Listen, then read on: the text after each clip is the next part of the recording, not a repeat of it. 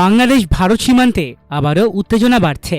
সীমান্ত আইন ও আন্তর্জাতিক নিয়ম না মেনে কথিত বাংলাদেশি পরিচয় কয়েকজনকে সাতক্ষীরা সীমান্ত দিয়ে বাংলাদেশে ঠেলে দেওয়ার চেষ্টা করছে ভারতীয় সীমান্তরক্ষী বাহিনী বিএসএফ, এমন অভিযোগ উঠেছে। তবে শুরু থেকেই কঠোর অবস্থান নিয়েছে বর্ডার গার্ড বাংলাদেশ বিজিবি।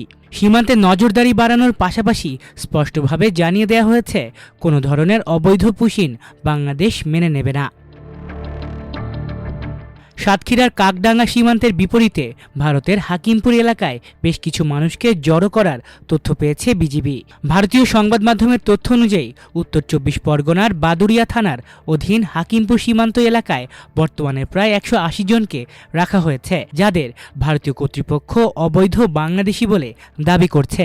এর মধ্যে ১১০ জন আগে থেকেই সেখানে ছিল এবং নতুন করে আরও ৭০ জনকে নিয়ে আসা হয়েছে বলে জানা গেছে। এই পরিস্থিতিকে ঘিরে পুরো সাতক্ষীরা সীমান্ত এলাকায় সতর্কতা জোরদার করেছে বিজিবি। সাতক্ষীরা ৩৩ বিজিবির অধিনায়ক লেফটেন্যান্ট কর্নেল কাজী আশিকুর রহমান জানিয়েছেন, সীমান্তে রাতভর টহল বাড়ানো হয়েছে এবং বিএসএফের যে কোনো পুশিন চেষ্টা প্রতিহত করতে বিজিবি প্রস্তুত রয়েছে।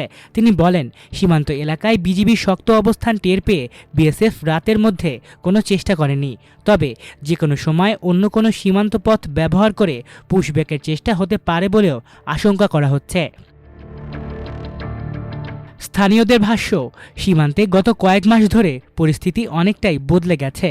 আগে যেখানে বিএসএফের নানা তৎপরতার পরও বাংলাদেশকে অনেক সময় নীরব অবস্থানে দেখা যেত, এখন সেখানে বিজিবি আগের চেয়ে অনেক বেশি সক্রিয় ও কঠোর। সীমান্তে অনুপ্রবেশ, আন্তর্জাতিক আইন লঙ্ঘন কিংবা উস্কানিমূলক আচরণের ঘটনায় তাৎক্ষণিক প্রতিক্রিয়া দেখা যাচ্ছে বিজিবির পক্ষ থেকে। সীমান্ত পরিস্থিতি নিয়ে আলোচনা উঠলেই ফিরে আসে ২০০১ সালের বড়াইবাড়ি সীমান্ত যুদ্ধের প্রসঙ্গ। সেই ঘটনায় সংখ্যায় অনেক কম হয়েও তৎকালীন বিডিআর সদস্যরা ভারতীয় বাহিনীর বিরুদ্ধে যে প্রতিরোধ গড়ে তুলেছিল তা আজও বাংলাদেশের সীমান্ত ইতিহাসে সাহস ও আত্মমর্যাদার প্রতীক হিসেবে বিবেচিত হয়। অনেকেই বলছেন, সাম্প্রতিক ঘটনাগুলোতে যেন আবার সেই দৃঢ় অবস্থানের ছাপ দেখা যাচ্ছে।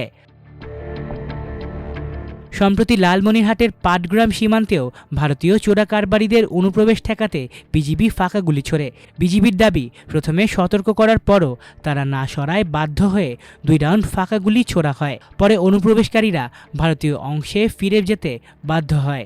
ঘটনাটি সামাজিক যোগাযোগ মাধ্যমে ব্যাপক আলোচনার জন্ম দেয় এবং সীমান্তে বিজিবির কঠোর অবস্থান নিয়ে নতুন করে আলোচনা শুরু হয়। শুধু তাই নয়, একই এলাকায় আন্তর্জাতিক সীমান্ত আইন লঙ্ঘন করে শূন্যরেখায় খুঁটি স্থাপনের চেষ্টা চালায় বিএসএফ, কিন্তু এবারও বাধা দেয় বিজিবি। ঘটনাস্থলে দ্রুত পৌঁছে বিজিবি সদস্যরা বিএসএফকে আন্তর্জাতিক নিয়ম মেনে চলার কথা জানায় এবং শেষ পর্যন্ত বিএসএফকে খুঁটি সরিয়ে নিতে হয়। স্থানীয়দের দাবি, দীর্ঘদিন পর সীমান্তে এমন দৃঢ়তা দেখিয়েছে বাংলাদেশের সীমান্তরক্ষী বাহিনী। এর আগে সিলেটের গোয়াইনঘাট সীমান্তেও উত্তেজনা তৈরি হয়েছিল বিএসএফের গুলিবর্ষণকে কেন্দ্র করে। বিজিবির পক্ষ থেকে জানানো হয়, বিএসএফ প্রথমে গুলি চালালে পরে পাল্টা জবাব দেয় বাংলাদেশি সীমান্তরক্ষীরা। কয়েক মিনিট উত্তেজনা চলার পর পরিস্থিতি নিয়ন্ত্রণে আসে। এরপর ওই সীমান্ত এলাকাতেও নজরদারি ও টহল আরও বাড়ানো হয়। মাল্টিমিডিয়া ডেস্ক, আমার দেশ।